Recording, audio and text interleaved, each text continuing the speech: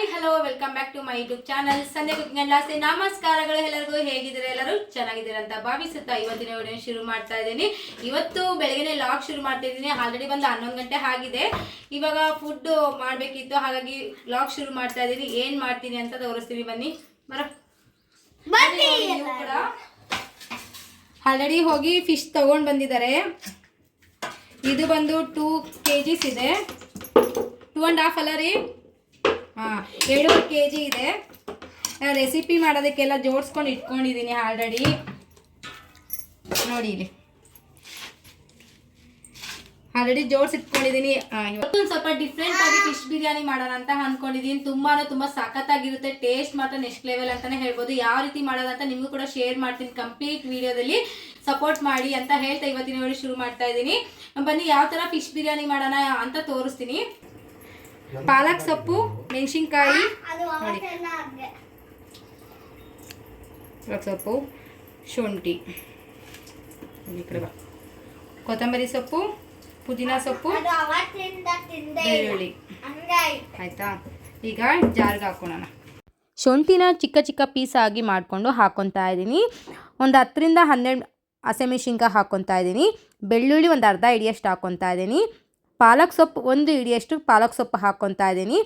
1 ಹಿಡಿಯಷ್ಟು ಕೊತ್ತಂಬರಿ ಸೊಪ್ಪು ಹಾಕ್ಕೊತಾ ಇದ್ದೀನಿ. 1 ಹಿಡಿಯಷ್ಟು ಪುದೀನ ಸೊಪ್ಪು ಹಾಕ್ಕೊತಾ ಇದ್ದೀನಿ. ಇವಾಗ ಒಂದು 1/4 ಗ್ಲಾಸ್ ಅಷ್ಟು ನೀರು ಹಾಕ್ಕೊಂಡು ಚೆನ್ನಾಗಿ ಮಿಕ್ಸಿಗೆ ಗ್ರೈಂಡ್ ಮಾಡ್ಕೋಬೇಕಾಗುತ್ತೆ. ಗ್ರೈಂಡ್ ಮಾಡ್ಕೊಂಡು ಬರೋಣ ಈಗ.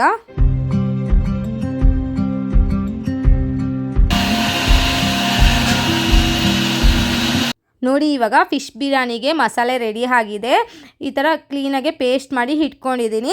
ಇವಾಗ ಇನ್ನೊಂದು ಕಡೆ ನಾನು ಆಲ್ರೆಡಿ ಅವಲೇ ಫಿಶ್ಗೆ ಉಪ್ಪು ಅರಿಶಿನ ಹಾಕಿ ಮಿಕ್ಸ್ ಮಾಡಿ ಇಟ್ಟಿದ್ದೆ ಮ್ಯಾರಿನೇಟ್ಗೆ. ಈಗ ಇನ್ನೊಂದು ಟೈಮ್ ವಾಶ್ ಮಾಡ್ಕೊತಾ ಇದ್ದೀನಿ ಕ್ಲೀನಾಗಿ. ಏನಾರ ಬ್ಯಾಕ್ಟೀರಿಯಾ ಇದ್ರೂ ಕೂಡ ಕ್ಲೀನ್ ಆಗುತ್ತೆ ಅಂತ ಹೇಳಿಬಿಟ್ಟು ಇವಾಗ ಇನ್ನೊಂದು ಟೈಮ್ ಮತ್ತೆ ತೊಳ್ಕೊತಾ ಇದ್ದೀನಿ. ಈ ಫಿಶ್ ಹೆಸರು ಬಂದುಬಿಟ್ಟು ಫಿಶ್ ನಾನು ಯೂಸ್ ಮಾಡ್ತಾ ಇರೋದು ಬಂದು ಪಾಂಪ್ಲೆಟ್ ಫಿಶಲ್ಲಿ ಫಿಶ್ ಬಿರಿಯಾನಿ ತುಂಬ ಚೆನ್ನಾಗಾಗುತ್ತೆ. ನೀವು ಕೂಡ ಮನೇಲಿ ಟ್ರೈ ಮಾಡಿ.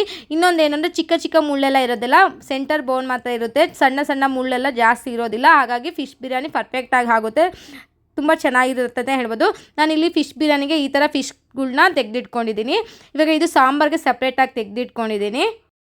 ಆಲ್ಮೋಸ್ಟ್ ಬಂದು ಇದು ಡಿಫ್ರೆಂಟ್ ಆಗಿರುತ್ತೆ ಬಿರಿಯಾನಿ. ಫಿಶ್ ಬಿರಿಯಾನಿ ತುಂಬಾ ಚೆನ್ನಾಗಿರುತ್ತೆ. ನೀವು ಕೂಡ ಮನೇಲಿ ಟ್ರೈ ಮಾಡಿ ನೋಡಿ. ಇವಾಗ ಆಯಿಲ್ ಹಾಕ್ಕೊತಾ ಇದ್ದೀನಿ. ನೋಡಿ ಇವಾಗ ಫಿಶ್ ಬಿರಿಯಾನಿಗೆ ಒಂದು 5 ಸ್ಪೂನ್ ಆಗೋಷ್ಟು ಎಣ್ಣೆ ಹಾಕ್ಕೊತಾ ಇದ್ದೀನಿ. ಫಿಶ್ ಬಿರಿಯಾನಿಗೆ ಆದಷ್ಟು ಕಡಿಮೆನೇ ಹಾಕ್ಕೊಳ್ಳಿ ಎಣ್ಣೆ. ಫಿಶ್ಶಿನಲ್ಲಿ ಜಿಡ್ಡಿನಾಂಶ ಜಾಸ್ತಿ ಬಿಡೋದ್ರಿಂದ ಸ್ವಲ್ಪ ಎಣ್ಣೆ ಕಡಿಮೆನೇ ಹಾಕ್ಕೋಬೇಕಾಗುತ್ತೆ. ಈಗ ಪಲಾವ್ ಸ್ಪೈಸಸ್ ಎಲ್ಲ ತೆಗೆದಿಟ್ಕೊಂಡಿದ್ದೀನಿ. ಚಕ್ಕೆ, ಲವಂಗ, ಮರಾಠಿ ಮೊಗ್ಗು, ಏಲಕ್ಕಿ, ಪಲಾವ್ ಎಲೆ, ಸೋಂಪು, 4 ಪೆಪ್ಪರ್ ಇಷ್ಟು ಹಾಕ್ಕೊತಾ ಇದ್ದೀನಿ. ಇದರಲ್ಲಿ ಒಂದು ಸ್ವಲ್ಪ ಸ್ಕಿಪ್ ಕೂಡ ಮಾಡ್ಕೋಬೋದು ನಿಮ್ಮ ಹತ್ರ ಇಲ್ಲ ಅಂತ ಹೇಳಿದ್ರೆ. ನೋಡಿ ಇವಾಗ ಚೆನ್ನಾಗಿ ಘಮ ಬರುತ್ತೆ ಫ್ರೈ ಮಾಡೋದ್ರಿಂದ. ಚೆನ್ನಾಗಿ ಫ್ರೈ ಆಗಿದೆ. ಇವಾಗ ನಾವು ಸ್ಪೈಸಸ್ ಎಲ್ಲ ಹಾಕಿದ್ವಲ್ಲ, ಚೆನ್ನಾಗಿ ಫ್ರೈ ಆಗಿದೆ. ಈಗ ಒಂದು 5 ಮೀಡಿಯಮ್ ಗಾತ್ರದ ಈರುಳ್ಳಿ ಹಾಕ್ಕೊತಾ ಇದ್ದೀನಿ. ಸ್ವಲ್ಪ ಈರುಳ್ಳಿ ಜಾಸ್ತಿನೇ ಹಾಕೊಳ್ಳಿ, ಟೇಸ್ಟ್ ಚೆನ್ನಾಗಿ ಬರುತ್ತೆ.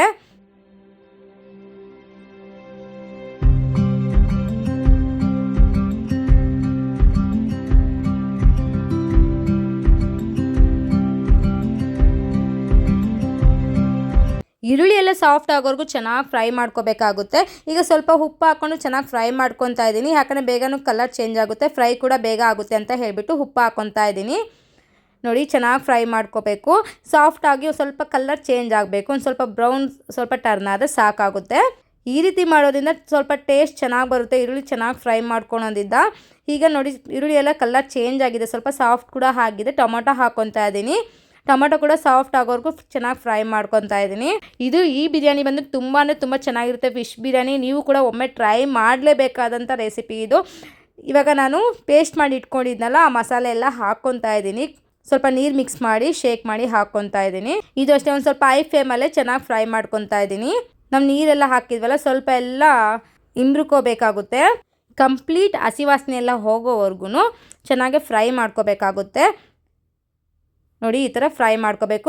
ಸ್ವಲ್ಪ ಜೋರು ಉರಿಯಲ್ಲೇ ಇಟ್ಕೊಂಡು ಹೈ ಫ್ಲೇಮಲ್ಲಿ ಫ್ರೈ ಮಾಡ್ಕೋಬೇಕಾಗುತ್ತೆ.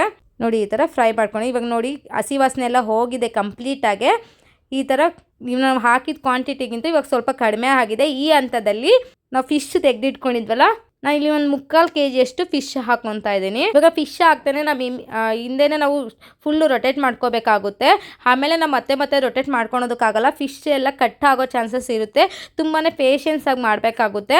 ನಾವು ಫಿಶ್ ಹಾಕಿದ್ದು ಇವಾಗ ಮಟನ್ನು ಚಿಕನ್ ಎಲ್ಲ ರೊಟೇಟ್ ಮಾಡ್ತೀವಲ್ಲ, ಆ ಥರ ಎಲ್ಲ ಮಾಡೋದಕ್ಕಾಗಲ್ಲ. ಇದು ಸ್ಮೂತಾಗಿ ಹ್ಯಾಂಡ್ಲ್ ಮಾಡಬೇಕಾಗುತ್ತೆ ಫಿಶ್ನ. ಹಾಗಾಗಿ ಕಟ್ ಆಗೋ ಚಾನ್ಸಸ್ ಇರುತ್ತೆ. ತುಂಬ ಪೇಷನ್ಸಿಂದ ಮಾಡಬೇಕಾಗುತ್ತೆ. ಫಿಶ್ ಬಿರಿಯಾನಿ ಮಾಡಬೇಕಾದ್ರೆ ತುಂಬ ಪೇಷನ್ಸ್ ಆಗಿ ನಿಂತ್ಕೊಂಡು ಮಾಡಬೇಕಾಗುತ್ತೆ. ಇಲ್ಲ ಅಂದರೆ ಫಿಶ್ ಎಲ್ಲ ಪಾಯಸ ಆಗೋಗ್ಬಿಡುತ್ತೆ. ಹಾಗಾಗಿ ನಿಧಾನಕ್ಕೆ ರೊಟೇಟ್ ನೋಡಿ, ಇಷ್ಟು ರೊಟೇಟ್ ಮಾಡಿಕೊಂಡ್ರೆ ಸಾಕಾಗುತ್ತೆ. ಈಗ ನಾವು ನೆಕ್ಸ್ಟ್ ಟೈಮು ನಾವು ಇವಾಗ ಸ್ಟೀಮ್ ಮಾಡ್ತೀವಲ್ಲ, ಆವಾಗ ನಾವು ರೊಟೇಟ್ ಮಾಡ್ಕೊಳೋದಕ್ಕಾಗಲ್ಲ ಮತ್ತೆ. ಹಾಗಾಗಿ ಫುಲ್ ಈ ಥರ ಕವರ್ ಮಾಡಿಕೊಂಡು ಎಲ್ಲ ಫಿಶ್ಗೆ ಉಪ್ಪು ಖಾರ ಚೆನ್ನಾಗಿ ಇಳಿಯೋಂಗೆ ಫಸ್ಟ್ ರೊಟೇಟಲ್ಲಿ ಮಾಡ್ಕೋಬೇಕಾಗುತ್ತೆ. ಈಗ ಒಂದು 2 ನಿಮಿಷಗಳ ಕಾಲ ಚೆನ್ನಾಗೆ ಬೇಯಿಸ್ಕೊಂಡಿದ್ದು ನೋಡಿ, ಈ ಥರ ಆಗಿದೆ. ಈಗ 3/4 ಭಾಗ ಅಷ್ಟು ಬೆಂದಿದೆ. ಇವಾಗ ಇಲ್ಲಿ ಯಾವುದೇ ರೀತಿ ಮಸಾಲೆ ಪೌಡರ್ಗಳನ್ನ, ಬಿರಿಯಾನಿ ಪೌಡರನ್ನು ಯೂಸ್ ಮಾಡ್ತಾ ಇಲ್ಲ. ನಾವು ಮಾಡಿಟ್ಟಿದ್ವಲ್ಲ ಪೇಸ್ಟು, ಅದನ್ನು ಮಾತ್ರನೇ ಹಾಕ್ಕೊಂಡು ಮಾಡ್ತಾ ಇರೋದು. ಈಗ ನಾನು ಇಲ್ಲಿ 4 ಗ್ಲಾಸಷ್ಟು ನೀರು ಹಾಕ್ಕೊತಾ ಇದ್ದೀನಿ. 2 ಗ್ಲಾಸ್ ಅಕ್ಕಿಗೆ 4 ಗ್ಲಾಸಷ್ಟು ನೀರು ಹಾಕ್ಕೊತಾ ಇದ್ದೀನಿ. ಯಾಕಂದರೆ ಅಕ್ಕಿ ಹಾಕಿದ್ಮೇಲೆ ಇವಾಗ ಯೂಸ್ವಲಿ ಮಾಡ್ಬೇಕಾದ್ರೆ ನಾವು ಮಟನ್ಗೆಲ್ಲ ಫಸ್ಟ್ ಅಕ್ಕಿ ಹಾಕ್ಕೊತೀವಿ. ಆದರೆ ಇವಾಗ ನಾವು ನೀರು ಹಾಕ್ಕೊತಾ ಇದ್ದೀವಿ ಫಿಶ್ ಬಿರಿಯಾನಿಗೆ.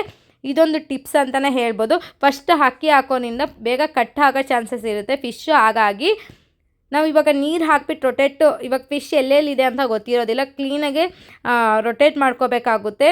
ನೋಡಿ, ಇವಾಗ 2 ಗ್ಲಾಸಷ್ಟು ಅಕ್ಕಿ ತೆಗೆದು ಇಟ್ಕೊಂಡಿದ್ದೆ, ತೊಳೆದು ಇವಾಗ ಹಾಕ್ಕೊತಾ ಇದ್ದೀನಿ. ನೋಡಿ, ಇವಾಗ ಚೆನ್ನಾಗಿ ಕುದೀತಾ ಇದೆ. ಕುದಿಯೋ ಟೈಮಲ್ಲಿ ಹಾಕ್ಕೋಬೇಕಾಗುತ್ತೆ ಅಕ್ಕಿನ. ಇವಾಗ ಅಕ್ಕಿ ಹಾಕಿದ್ಮೇಲೆ ಒಂದು ರೊಟೇಟ್ ಮಾಡ್ಕೊತಾ ಇದ್ದೀನಿ. ಈ ರೆಸಿಪಿ ಅಂತೂ ಮೋಸ್ಟ್ ಟ್ರೈ ಮಾಡಲೇಬೇಕಾದಂಥ ರೆಸಿಪಿ. ಈ ರೆಸಿಪಿ ಟ್ರೈ ಮಾಡಿದ್ಮೇಲೆ ಇವಾಗ ನಿಮಗೆ ಫಿಶ್ ಸಿಕ್ಕಿಲ್ಲ ಅಂದರೆ ನೀವು ಚಿಕನ್ ಬಿರಿಯಾನಿಯಲ್ಲಿ ಟ್ರೈ ಮಾಡ್ಬೋದು. ರೆಸಿಪಿ ತುಂಬಾ ಸೂಪರಾಗಿರುತ್ತೆ.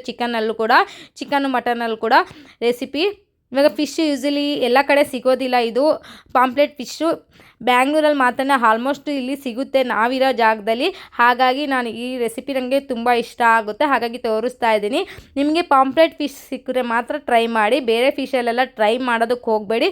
ಯಾಕಂದರೆ ಬೇರೆ ಫಿಶಲ್ಲಿ ಚಿಕ್ಕ ಮುಳ್ಳು ಎಲ್ಲ ಇರೋ ಚಾನ್ಸಸ್ ಇರುತ್ತೆ. ಹಾಗಾಗಿ ಚೆನ್ನಾಗಿರೋದಿಲ್ಲ, ತಿನ್ನೋದಕ್ಕೂ ಕೂಡ ಡೇಂಜರ್ ಇರುತ್ತೆ ಬೇರೆ ಫಿಶಲ್ಲೆಲ್ಲ. ಇವಾಗ ಚೆನ್ನಾಗಿ ಕುದಿ ಬಂದಮೇಲೆ ಕೊತ್ತಂಬರಿ ಸೊಪ್ಪು ಹಾಕಿ, ಸ್ವಲ್ಪ ಉಪ್ಪು ಕಮ್ಮಿ ಅನ್ನಿಸ್ತು, ಹಾಗಾಗಿ ಉಪ್ಪು ಹಾಕ್ಕೊತಾ ಇದ್ದೀನಿ. ನೋಡಿ, ಇವಾಗ ಕುದಿ ಬಂದಮೇಲೆ ವಿಟ್ ಕ್ಲೋಸ್ ಮಾಡಿ 2 ವಿಸಿಲ್ ಹೊಡ್ಸ್ಕೊತಾ ಇದ್ದೀನಿ. ನೋಡಿ, ಇವಾಗ 2 ವಿಸಿಲ್ ಆಗಿದೆ, ತೆಗಿತಾ ಇದ್ದೀನಿ. ಗ್ಯಾಸ್ ಫುಲ್ ಹಾಗೆ ಆರಿದ್ಮೇಲೆ ತೆಗಿಬೇಕಾಗುತ್ತೆ, ಇಲ್ಲಾಂದರೆ ನೀರಿರೋ ಚಾನ್ಸಸ್ ಇರುತ್ತೆ. ಹಾಗಾಗಿ ನೋಡಿ ಎಷ್ಟು ಚೆನ್ನಾಗಾಗಿದೆ. ಮಸಾಲೆ ಕೂಡ ಹೊಂದ್ಕೊಂಡಿದ್ದೆ. ಆದರೆ ನಾವು ಮಿಕ್ಸ್ ಮಾಡಬೇಕಾದ್ರೆ ಇವಾಗ ಮಟನ್ ಚಿಕನ್ ಎಲ್ಲ ಮಿಕ್ಸ್ ಮಾಡ್ತೀವಲ್ಲ, ಆ ಥರ ಎಲ್ಲ ಮಾಡೋದಕ್ಕಾಗೋದಿಲ್ಲ. ಇದು ಬಿರಿಯಾನಿ ಮಾಡಿದ್ಮೇಲೆ ಒಂದೇ ಸರಿ ರೊಟೇಟ್ ಮಾಡಬಾರ್ದು. ಈ ಥರ ಬಾಣಲಿಗೆ ಹಾಕ್ಕೊಂಡು ಮಿಕ್ಸ್ ಮಾಡ್ಕೋಬೇಕಾಗುತ್ತೆ. ಪೂರ್ತಿಯಾಗಿನೂ ಹಾಕೋದಕ್ಕೆ ಹೋಗಬೇಡಿ ಬಾಣಲೆಯಲ್ಲಿ, ಯಾಕಂದರೆ ಎಲ್ಲ ಒಂದೇ ಸತಿ ಬಿದ್ದರೆ ಮತ್ತೆ ತೆಗೆಯೋದಕ್ಕೆ ಕಷ್ಟ ಆಗುತ್ತೆ. ನಾನು ಮಿಸ್ಸಾಗಿ ಹಾಕಿಬಿಟ್ಟೆ ಟೆನ್ಷನಲ್ಲಿ. ಹಾಗಾಗಿ ಈ ಫಿಶ್ ಬಿರಿಯಾನಿ ಮಾಡಬೇಕಾದ್ರೆ ತುಂಬ ಪೇಷನ್ಸ್ ಆಗಿರಬೇಕು. ಏನೋ ಥಿಂಕ್ ಮಾಡ್ಕೊಂಡು ಏನೋ ಮಾಡೋಕ್ಕೋದ್ರೆ ಈ ಥರ ಆಗುತ್ತೆ. ಇವಾಗ ನಾವು ಸ್ವಲ್ಪನೇ ಹಾಕ್ತೇನೆ. ಫಿಶ್ ಬೀಳುತ್ತಲ್ಲ, ನಾವು ಕುಕ್ಕರಿಂದ ಹಾಕಬೇಕಾದ್ರೆ ಆವಾಗ ಸಪ್ರೇಟಾಗಿ ತಕ್ಕೊಂಡು ಮತ್ತೆ ಹಾಕಿದ್ರೆ ನೋಡಿ, ನನಗೆ ಇವಾಗ ನಾವು ರೊಟೇಟ್ ಮಾಡೋದಕ್ಕೂ ಆಗೋದಿಲ್ಲ. ಹಾಗಾಗಿ ನಿಧಾನಕ್ಕೆ ತೆಕ್ಕೊತಾ ಇದ್ದೀನಿ ಒಂದೊಂದೇ ಪೀಸಸ್ಸು.